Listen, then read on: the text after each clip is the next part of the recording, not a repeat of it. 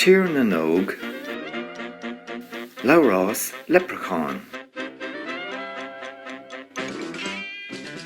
Chonaic Labhrás beirt charsún agus iad a crachan nide ní raibh sé sásta leo Garsún dána. sesin Tain na mort. sa duine den bheirt. Jon bhí tuile. Tá sa gom sa cúpla nád eile. Món het ceachtaíh. Sa Labhrás.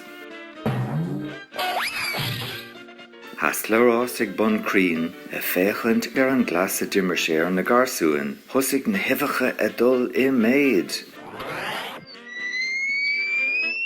Chúd ar a méid chomór son, gur tháinig scanra agus uafás ar na garsúin, hí Labhrás a gáirí fuatha.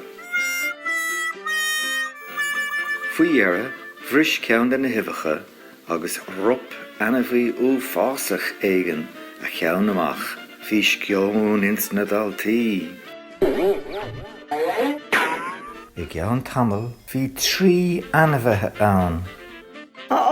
Ní cracamí na cuithe ríis. San na garsúin, Ha ha ha. sa Labhrás.